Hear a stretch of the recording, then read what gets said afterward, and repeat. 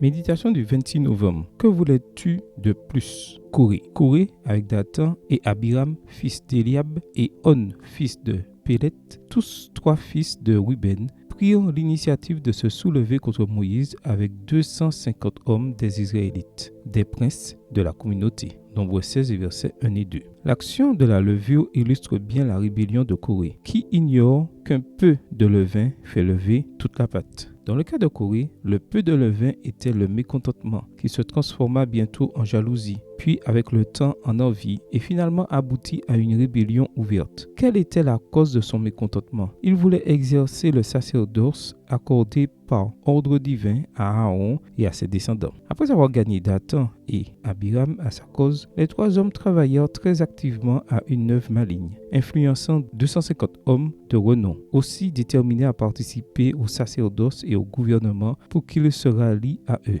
Extrait du livre Testimonies for the Church, témoignage pour l'Église, volume 3, chapitre 31, page 344, écrit par Ellen G. White. Non. La troupe étant entièrement levée, Coré camoufla son mécontentement, son apparent souci pour le peuple. Accompagné de ses acolytes, il s'insurgea contre le leadership de Moïse et Aaron. C'en est assez, car toute la communauté, tous sont saints, et l'Éternel est au milieu d'eux. Pourquoi vous élevez-vous au-dessus de l'assemblée de l'Éternel? Nombre 16, verset 3. Le plus triste dans cette expérience est que le levain qui avait commencé à lever dans le cœur de cet homme avait fini par affecter tout le camp d'Israël. Finalement, non seulement Coré et ses acolytes moururent, mais quand beaucoup dans le peuple accusèrent Moïse d'être responsable de leur mort, la colère de Dieu s'enflamma contre ces médisants et 14 000 d'entre eux périrent aussi. Voir Nombre 17, versets 6 à 15. L'histoire serait différente si, au lieu de se plaindre de ce qu'il n'avait pas, Coré avait réfléchi à ce qu'il avait déjà. Libéré avec sa famille de l'oppression égyptienne, il était lévite et, comme tel, participait au service du tabernacle. Et il faisait partie de ceux qui étaient montés avec Moïse sur la montagne et avaient contemplé la gloire de Dieu. Et c'est du livre Patriarches et Prophètes, chapitre 35,